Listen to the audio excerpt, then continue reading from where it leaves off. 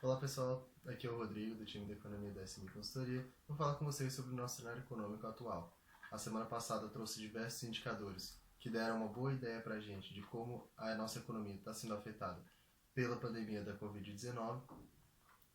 Na semana passada já falei um pouco sobre a nossa produção industrial, que teve uma queda histórica no mês de março, e os demais indicadores das vendas varejo e do setor de serviços saíram na semana passada. Vou falar um pouco mais sobre eles agora nessa apresentação. No cenário internacional, dos dados divulgados sobre a produção industrial e as vendas varejo dos Estados Unidos, os dois foram dados recordes, ou seja, foram as maiores quedas já registradas no país, desde que se começou a contabilizar, e foram resultados, então, que demonstram que a economia dos Estados Unidos está tendo um impacto muito forte da pandemia atual. As vendas do varejo caíram 16,4% no mês, enquanto a esperada era uma queda de 12%, ou seja, caiu ainda mais do que já se previa, enquanto a produção industrial teve uma queda bem próxima do que o mercado previa, mas que ainda assim demonstra o quão prejudicado está a atividade deles. Por outro lado, a China trouxe alguns indicadores que já foram um pouquinho melhores, principalmente em relação à produção industrial, só que, no caso deles, o governo ele influencia bastante na economia. O governo incentivou muito forte que a produção industrial fosse retomada, e por isso que a gente teve esse resultado aí melhor do que o que era esperado. A produção industrial subiu 3,9%, enquanto a expectativa era de um aumento de apenas 1%, mas isso não pode ser levado em consideração como uma mudança de tendência para os próximos meses por causa disso, porque a China, primeiro, que ela já vinha de um cenário de desaceleração antes mesmo da pandemia, e segundo, que a economia dela, assim como hoje em dia a economia de praticamente todos os países, depende muito de como está a economia global. O resto do mundo ainda está sofrendo por causa da pandemia atual, então é possível que a economia da China demore também um pouco mais a se recuperar.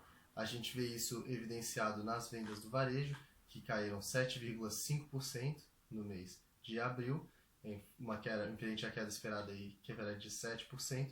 Essa queda foi grande por quê? Porque realmente a população local ainda tem muita insegurança sobre os seus empregos, sobre as suas fontes de renda, e por isso elas escolhem consumir menos.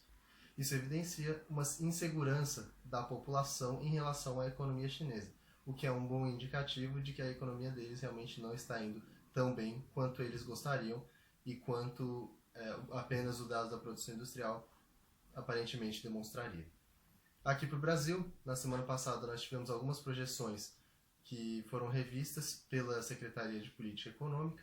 Eles emitem um boletim macrofiscal a cada 2 meses, em que eles falam um pouco sobre o cenário macroeconômico e o cenário fiscal.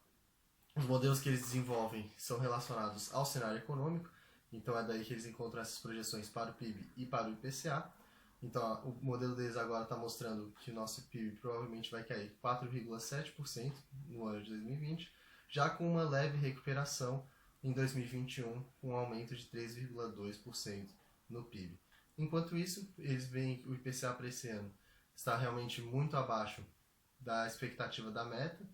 A meta se encontra no patamar de 4%, com o piso sendo em 2,5%, então isso aí estaria inclusive abaixo do piso da meta. Mas para 2021 eles já estão vendo uma inflação um pouco mais controlada, já mais próxima do que vai ser o centro da meta. Em relação ao lado fiscal, novamente não são eles que projetam o lado fiscal, eles pegam através de expectativas de mercado, então eles têm várias agências de mercado que preenchem uma pesquisa deles sobre as suas expectativas. Então a gente pode dizer que a expectativa do mercado é de que um resultado primário para esse ano seja um déficit de 571 bilhões. É muito pior do que se esperava lá no início do ano, e realmente é um déficit muito grande e que vai aumentar bastante a nossa dívida em relação ao PIB. Tanto que, como vocês podem observar na tabela, a expectativa para a dívida bruta em relação ao PIB é que ela passe para quase 90%. Isso é uma alta bem considerável. A gente terminou o ano de 2019 com uma relação dívida-PIB de 75%. Então a expectativa é que realmente haja essa deterioração muito grande agora para o ano de 2020 e que se mantenha essa relação dívida-PIB ao longo dos próximos anos. Já em relação ao resultado primário, o mercado está prevendo que apesar de haver esse crescimento de gasto muito grande no ano de 2020, ele vai ser um crescimento pontual. Então, a partir de 2021, a gente observaria novamente a tendência de redução do déficit primário, até que daqui a alguns anos a gente volte a apresentar superávites e assim consiga começar a reduzir a dívida bruta. Em relação aos indicadores aqui do Brasil que foram divulgados na semana passada, então as vendas do varejo caíram 2,5% no mês de março, frente ao mês anterior. Esse é um resultado ainda melhor do que esperava o mercado. O mercado estava projetando uma queda de 3,9%, mas muito disso provavelmente se deve à questão da venda online. Muito do nosso comércio varejista veio para o meio virtual, que não exige a presença física para fazer compras, então isso provavelmente ajudou bastante a não ser uma queda tão expressiva nas nossas vendas de varejo. Ainda assim, é bem provável que nos próximos meses a gente veja quedas maiores, conforme mais pessoas acabem perdendo sua fonte de renda e, em consequência, diminuindo o seu consumo. Na comparação anual, a queda foi de 1,2%, então é já uma diferença bem grande, e que deve ser observada aí essa tendência de uma atividade mais fraca, inclusive principalmente no setor de comércio, ao longo desses próximos meses. Já o setor de serviços ele foi mais fortemente afetado, levando em consideração a lógica de que muitas atividades do setor são atividades presenciais, então o corte de cabelo, a ida ao dentista, tudo isso são atividades presenciais que acabaram sendo suspensas por causa dessa política de distanciamento social. Então, por causa disso, o nosso setor de serviços acabou caindo 6,9% já no mês de março, no início ali do nosso período de distanciamento social, uma queda muito maior do que a projetada, que era de 2,1% no mês. A queda anual foi de 2,7%, então também foi bem significativa. Como vocês podem acompanhar ali no gráfico, a última vez que a gente teve uma queda mais brusca de um mês para outro no setor de serviços foi lá na greve dos caminhoneiros, em 2018, mas essa queda provocada pela pandemia realmente foi muito mais forte, muito mais agressiva e deve perdurar também por muito mais tempo do que aquela de 2018. Em relação à atividade econômica como um todo, o Índice de Atividade Econômica do Banco Central, o IBCBR, ele é considerado uma prévia do PIB, apresentou uma retração de 5,4% no mês de março.